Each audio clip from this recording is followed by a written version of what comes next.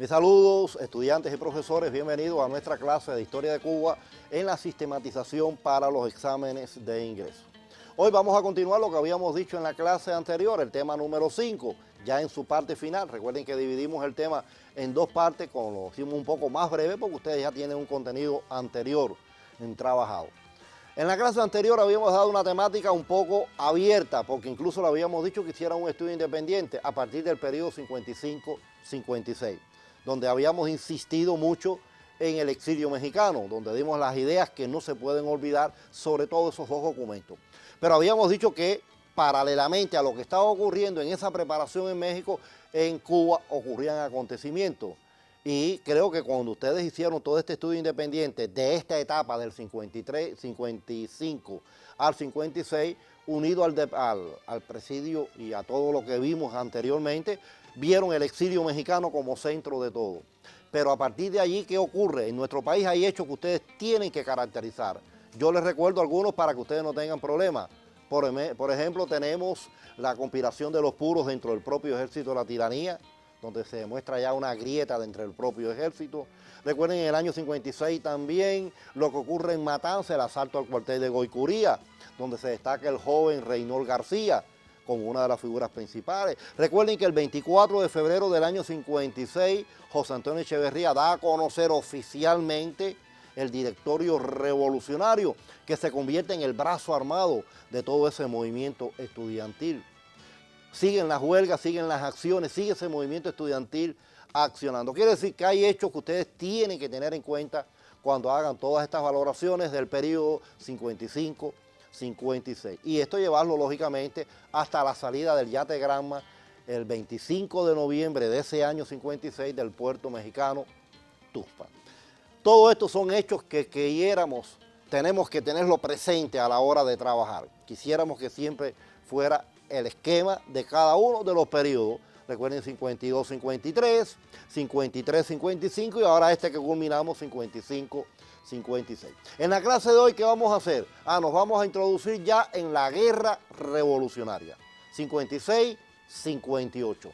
Como el nombre lo indica, es la etapa ya donde esos jóvenes que estaban incorporados en México vienen en la expedición del Granma. Con el desembarco del Granma va a iniciarse la guerra revolucionaria y con ello, lógicamente, todo al accionar, tanto en las ciudades como en la sierra, ese concepto de guerra revolucionaria.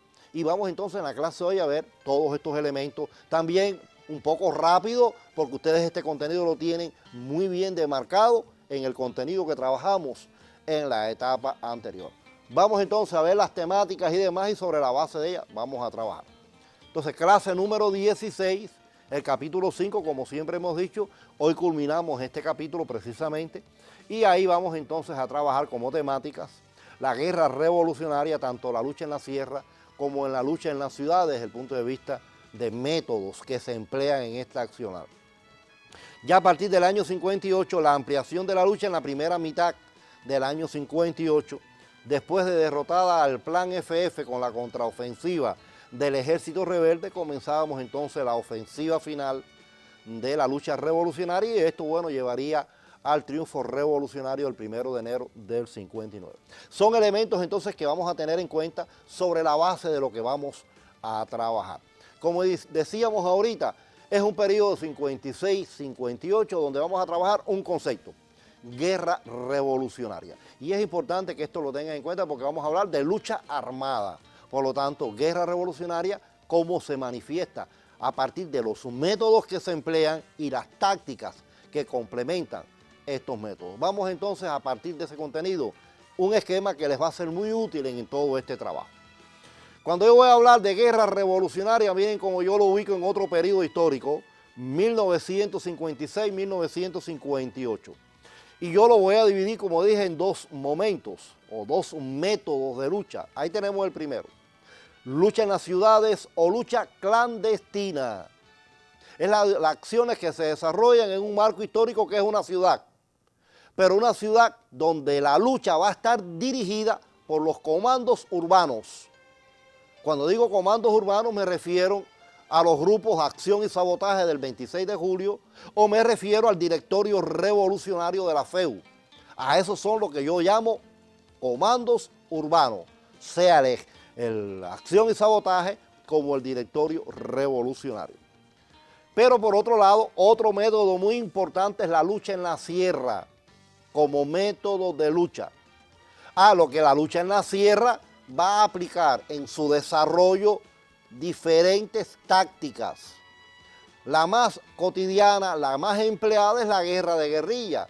Cuando nace el ejército rebelde, recuerden que eran pocos hombres, las condiciones del terreno, había que aprovechar la oscuridad de la noche, poco armamento, entonces la guerra de guerrilla era lo más efectivo. Pero a partir ya de la contraofensiva del ejército rebelde, Fidel propone pasar a un plano superior, a una táctica superior, la guerra de posiciones, enfrentar directamente al enemigo y sobre todo después de lograr liberar un territorio, defenderlo y crear condiciones para mantener el cuidado de ese territorio. Y a partir de la ofensiva final, Fidel da orden a Camilo y el Che que se trasladen a las villas y entonces la lucha se traslada de la sierra al llano. Y a veces tenemos confusiones en estos dos conceptos, llano y lucha en las ciudades. Y a veces indistintamente decimos lo mismo y vayan viendo que no es lo mismo. Lucha en las ciudades o clandestinas son los comandos urbanos quien la dirige. Claro, el escenario es el mismo, una ciudad. Ahora estoy hablando la lucha de la sierra al llano. Cuando digo llano me refiero precisamente a las ciudades.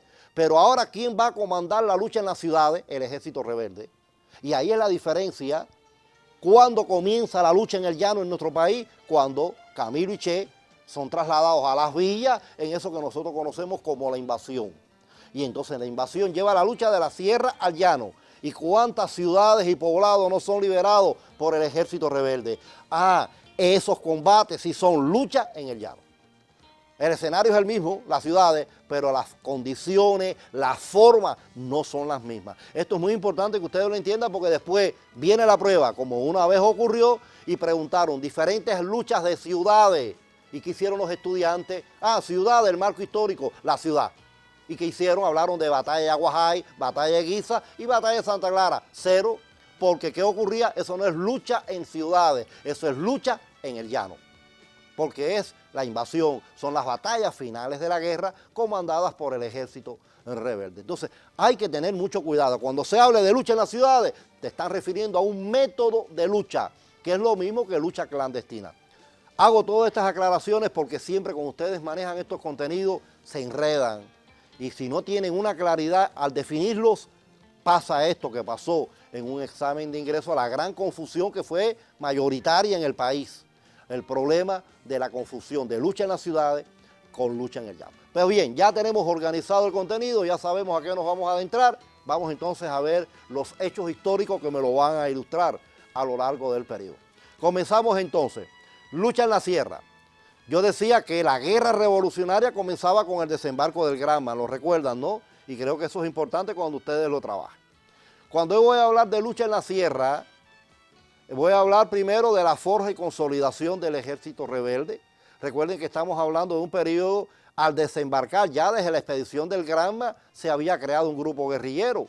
Ya ese grupo guerrillero, esas fuerzas ya se denominaban entre ellos rebeldes. Por lo tanto, la formación del ejército rebelde está en la propia expedición del Granma. El Granma llega el 2 de diciembre del 56 por los Cayuelos en la región oriental y a partir de allí el ejército rebelde va a librar una serie de acciones. Y esto es importante también que lo tengan presente a la hora de trabajar. Y bueno, ver los tres grandes momentos en la lucha de la sierra, ese año 56-57, después el 58 que lo tenemos que dividir en dos momentos por la cantidad de hechos y los objetivos. Teniendo en cuenta ello, bueno, ver todos los resultados y experiencias. Pero bien, vamos a ayudarlos un poco para que ustedes en este trabajo no les sea difícil. Mírenlo allí. Cuando yo hablo de la primera etapa de la lucha en la sierra, 56-57, ¿qué hechos no me pueden faltar? Mírenlos allí, están apareciendo todos. Combate de Alegría de Pío, recuerden que después del desembarco viene Alegría de Pío, el bautismo de fuego. Combate de La Plata. Recuerden que es la primera acción victoriosa de ese ejército rebelde. La reunión de la Dirección Nacional del 26 de julio, ese 17 de febrero del año 1957. Recuerden que es una reunión donde se reorganiza el 26 de julio, se define su estrategia y táctica, se definen las acciones de las ciudades como vanguardia, la acción de la sierra como apoyo. Por lo tanto, es una reunión de unidad, por eso esa reunión se considera un ejemplo de unidad. Vimos la Carta de México, este es otro ejemplo de unidad, porque es un momento de reorganización del 26 de julio.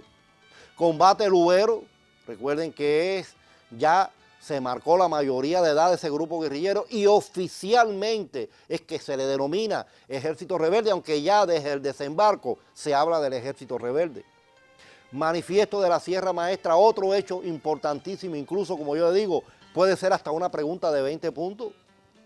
Es otro ejemplo de unidad, pero ahora la unidad ¿entre quién? Entre la lucha, o sea, el 26 de julio, el Ejército Rebelde y miembros de la oposición burguesa. Recuerden todo lo que ocurre alrededor de esto, esto lo trabajamos con fuerza. Les propongo que profundicen. Recuerden que cuando hablamos de manifiesto de la Sierra Maestra, es importante tener en cuenta tres cosas. Manifiesto por lo que ahí se acordó entre Raúl Chivá, Felipe Paso y Fidel, los acuerdos importantes, pero lo que ocurre en el Pacto de Miami, esta gente sin autorización de Fidel participan a nombre del 26 de julio. Y el Pacto de Miami es un acto de politiquería ajeno totalmente al manifiesto de la Sierra Maestra. Y entonces viene la carta de respuesta de Fidel, cómo Fidel rompe con el Pacto de Miami, rompe con estos elementos que tomaron estas decisiones sin contar con el Ejército Rebelde. Por lo tanto, estos tres elementos ténganlo en presentes cuando manifiesto del Moncada, manifiesto de la Sierra Maestra. Me hablen entonces de los tres momentos, manifiesto de la Sierra Maestra, Pacto de Miami y las instrucciones de Fidel, o sea, esa carta de respuesta de Fidel. Volvamos a esquema. Y diferentes combates victoriosos. Recuerden toda una cantidad de combates que hay a finales del 57, liderados tanto por Eché, Camilo, por Raúl, por Fidel. Los tienen todos allí, El Hombrito, Palmamoche, Estrada Palma, Pino de Agua 1. O sea, son combates que se producen en todo este periodo. Esta es la forja y consolidación. Esto es lo que está pasando en la sierra y observen cómo los combates, las acciones son victoriosas. Son pequeñas, pero están demostrando que existe la guerrilla, que existe Fidel y que son victorias las que se están obteniendo. Vamos a ver qué está pasando en las ciudades paralelamente a estas acciones. Lucha en las ciudades o clandestina. Estamos hablando ya ahora en el marco histórico de una ciudad, pero dirigida por los comandos urbanos. Vamos allí. Ahí hay varias acciones y yo diría que hay 4 de ellas que son fundamentales. Cuando yo hablo del concepto de lucha en las ciudades o lucha clandestina, digo fundamentales, pero ustedes pueden incorporar otras que están en su libro de texto y que hemos trabajado. Levantamiento en Santiago de Cuba el 30 de noviembre del año 56. Es una pregunta de 20 puntos, donde ustedes tienen que ver qué objetivo, los líderes, el papel de la mujer en esta acción. Recuerden a Vilma Espín. Pero allí los mártires, las acciones, las ciudades que abarcó, o sea, todos los elementos que tiene este hecho histórico. La creación del movimiento de resistencia cívica a principios del año 57 por orientación de Fidel. Esto es una temática para caracterizar todo lo que allí implicaba, toda esa estructura nacional, provincial, municipal, es apoyo al 26 de julio. Incluso tiene acciones importantísimas. Recuerden que es una de las fuerzas principales que firma el Pacto de Caracas después en el año 58. Asalto a Palacio y a Radio Reloj el 13 de marzo de ese año 57. Otra pregunta de 20 puntos, me la desglosan como hicimos en la clase. Todos sus elementos, su objetivo. Por favor, son 2 acciones. ¿Quién está al frente de Palacio? Recuerden allí la figura de Faure Chomón. Recuerden Radio Reloj, la figura de José Antonio Echeverría. Son elementos que tienen que tener en cuenta cuando ustedes hablen. Por lo tanto, son hechos significativos. Por eso es que el 13 de marzo es una de las fuerzas más importantes. Y cuando me hablen del 13 de marzo, recuerden que 13 de marzo, el 20 de abril, ocurre todo aquel vil asesinato por parte de la tiranía de los sucesos de Humboldt 7. Pero por favor, es crimen de la tiranía, pero los 4 jóvenes que estaban ahí en Humboldt 7 se enfrentaron a la tiranía y ese se considera también un acto de la ciudad, una lucha de ciudades, los que fueron delatados, donde muere incluso la figura principal allí, que en ese momento, después de la muerte de José Antonio, era el presidente de la FEU. Me estoy refiriendo a Fructuoso Rodríguez. Pero allí está Juan Pedro Calvo Serviá, ahí está Machadito, ahí está Joe Esterbrook, 4 jóvenes del directorio que fueron asesinados en este hecho. Lo pueden vincular o lo pueden ver como otro hecho más, las acciones de Humboldt 7. Volvemos a pantalla. Levantamiento en Cienfuegos el 5 de septiembre. Mire, este es un hecho que también es de 20 puntos, pero no sé por qué cuesta tanto trabajo aprenderse el hecho, un hecho tan significativo, porque estamos hablando del 26 de julio, pero estamos hablando de miembros de la Marina de Guerra que se enfrentan a la tiranía, que iba a ser un acto nacional, pero bueno, solamente en Cienfuegos se produce, porque además quedó suspendido en otras localidades. El objetivo era tomar el cuartel, las armas y después trasladarse a la Sierra del Escambray para continuar la lucha. Cometieron el error de no hacerlo así, se quedaron en la ciudad, se envalentonaron después de tomar la ciudad y se quedaron y dieron tiempo que a la resistencia de la tiranía llegara tanto de La Habana como de Santa Clara. Pero hay que hablar de los hechos, hay que hablar de las características. El líder, Dionisio San Román, hablamos de este personaje histórico varias veces y siempre se les olvida cuando hablamos de Cienfuegos a Dionisio San Román. O sea, este es un trabajo de mesa que ustedes tienen que realizar y que hagan estas precisiones. Ya estamos hablando entonces de hechos clásicos, el 30 de noviembre, 13 de marzo y ahora estamos hablando del 5 de septiembre del 57. Pero vamos a pantalla porque nos queda uno allí y voy a hacer una aclaración. Huelgas revolucionarias, del 58. Ustedes quizás digan, bueno, y no estamos hablando de hasta el 57. Sí, pero estoy hablando del concepto de lucha en las ciudades. Y yo quiero que ustedes tengan a mano los 5 grandes momentos de lucha en las ciudades. Y la huelga del 9 de abril es uno de ellos, que también vale en una prueba 20 puntos. Y tienen que hacer el mismo desglose, los objetivos, quién dirige la huelga. Recuerde que la dirige una organización que había nacido que se llamaba Frente Obrero Nacional, la FON. Pero la FON es del 26 de julio. Por lo tanto, no es un error decir que la huelga del 9 de abril estuvo dirigida por el 26 de julio, a través de la FON. Que Zaguala Grande es la ciudad principal, que hay otras ciudades que se destacan, La Habana, Santiago, Santa Clara. Son 3 ciudades de mucha fuerza de la huelga del 9 de abril. Todo lo que allí ocurrió, la política de Batista, la fuerza violenta con que Batista reprimió toda esta huelga. O sea que son elementos que deben tener presente a la hora de trabajar. Hay otros hechos. Ustedes van allí y encuentran la huelga que se produce en Santiago de Cuba después del asesinato de Fran País. Aquí en La Habana se desarrolla la noche de las 100 bombas, ese 8 de noviembre del año 57. O sea, que hay distintas acciones que se producen en el periodo dentro del marco de una ciudad donde la fuerza dirigente eran los comandos urbanos, ya fuera del 26 de julio o fuera del movimiento estudiantil, como era el caso del directorio. Por eso hablamos de lucha como método de lucha, lucha en las ciudades o lucha clandestina. Esta era la respuesta que había que dar en aquella pregunta del ingreso, cuando nos preguntaron en el año 57 la lucha en las ciudades. Estas eran las acciones importantes que había que destacar. Este es el periodo entonces de forja. Vayan viendo la comparación. La lucha en la sierra, éxitos. La lucha en las ciudades, muy revolucionaria, donde está la mayor parte de las fuerzas del movimiento obrero, estudiantil, pero reprimidas violentamente por la tiranía. Por lo tanto, en las condiciones de Cuba se estaba demostrando que la lucha en la sierra era efectiva, pero no así la de las ciudades. Por eso el año 58 tiene que cambiar la estrategia y hay movimientos en toda su acción. Vamos entonces al año 58 y vamos a su primera parte. Yo decía que es un año muy cargado y por lo tanto lo vemos en 2 momentos. Ahí están apareciendo hechos que no se me pueden olvidar de esta primera mitad, de esta ampliación de la lucha. Combate de Pino de Agua 2. Miren, esto salió en una prueba de ingreso hace recientemente y para caracterizar, y los muchachos no sabían qué poner. ¿Qué importancia tiene ese combate? Muy significativo, es una victoria, sostiene gran cantidad de armamento, pero ¿qué es lo más importante? Que a partir de aquí van a nacer 2 nuevas columnas guerrilleras que se desprenden del primer Frente Oriental, José Martí, y fundan 2 columnas que después al siguiente mes, estoy hablando del mes de marzo, van a crear el segundo y el tercer Frente Oriental. Estoy hablando de Raúl Castro y Juan Almeida, 2 figuras principales que crean en este momento 2 columnas guerrillera. La creación de Radio Rebelde por la importancia que tiene la divulgación desde la propia Sierra del Maestra. Creación de los frentes guerrilleros en Oriente y en las villas. Por favor, detenimiento, porque hay que hablar de los frentes guerrilleros.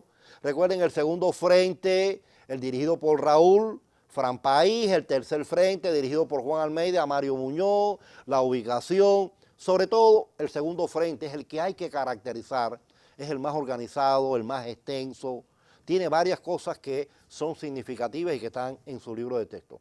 Y al menos, como hablo de las villas, los grupos guerrilleros, porque a veces nos olvidamos de las villas, y en las villas hay elementos que no se nos pueden olvidar. Está la guerrilla de Víctor Bordón en la zona esta de Manaca, Santo Domingo. Al norte hay una guerrilla creada por el Partido Socialista Popular en la zona de Yaguajay, dirigida por Félix Torres. Pero en el Escambray hay grandes situaciones. Se había fundado meses atrás un grupo guerrillero llamado Segundo Frente Nacional del Escambray, que se desviaron de la lucha revolucionaria y por sus actos vandálicos la gente lo llamaba los comevacas. Y ahora, en pleno acción, llega otro grupo guerrillero del movimiento estudiantil, del directorio, pero ahora encabezado por Faure Chomón, y entonces 4 grupos en las villas y no tienen unidad. Por eso el papel del Che después en las villas para lograr la unidad entre todas estas fuerzas. Por lo tanto, cuando yo hable de frentes guerrilleros y hable de la lucha guerrillera, en este periodo hay que tener en cuenta las dos regiones, tanto los frentes guerrilleros de Oriente como los grupos guerrilleros en las villas. Pero continuamos porque el año 58, en esta primera mitad, no termina allí. Seguimos entonces con otros hechos, mírenlos aquí. La huelga revolucionaria del 9 de abril la incorporo aquí porque estoy hablando de un periodo histórico. Ya la vimos en Lucha en las Ciudades, pero la estoy incorporando cronológicamente aquí. Ojo con este gran hecho, reunión en Alto de Mompié. Es un ejemplo clásico de unidad. Se vuelve a reorganizar el movimiento 26 de julio. Se analiza por qué fracasó la huelga del 9 de abril. Recuerden la reunión del 17 de febrero del año anterior. Ahora se reorganiza y se varía la táctica y el método. Allá se decía que la lucha, la variante era lucha en las ciudades como vanguardia y la sierra como apoyo. ¿Qué se está diciendo aquí? Por los éxitos que ha tenido la sierra tiene que ser la vanguardia y las ciudades entonces el apoyo. Pero ahora toda la dirección queda en manos de Fidel. Por lo tanto, hay una reorganización. La FON, con los errores que cometió, se reorganiza y aparece a partir de aquí la FONU, Frente Obrero Nacional Unido. Miren cuántas cosas tiene.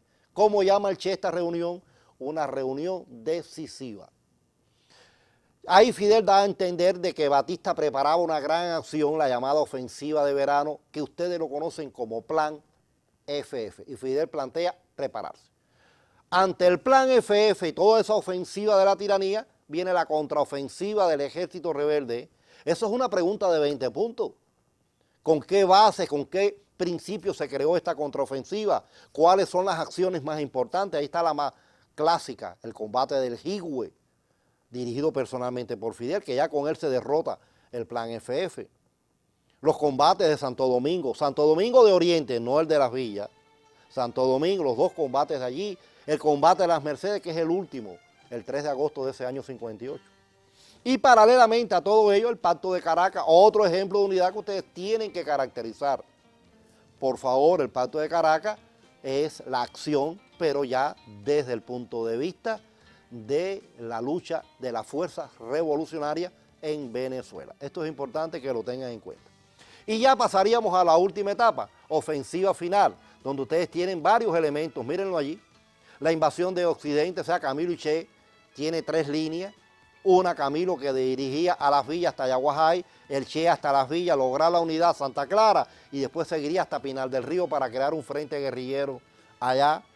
La Operación Santiago, dirigida personalmente por Fidel, que tiene como hecho principal la batalla de Guisa, ahí está como hecho significativo. Por lo tanto, estamos hablando de 3 grandes batallas, Yaguajay con Camilo, Santa Clara con el Che y batalla de Guisa con Fidel. 3 batallas que ustedes tienen que caracterizar. Y también dentro de estos elementos que no se nos pueden olvidar, la Operación Flor Crombé, que se desarrolla entre los segundo y tercer frente oriental, el Pacto del Pedrero, recuerden las villas, el Escambray con todos sus elementos, la batalla de Yaguajay, bueno, y la batalla de Guisa. Y ya cerrando, los intentos por frustrar la revolución, la entrevista con Eulogio Cantillo y las instrucciones de Fidel. Esto es importante, esto es un trabajo que ya ustedes conocen, por eso estamos pasándolo rápido.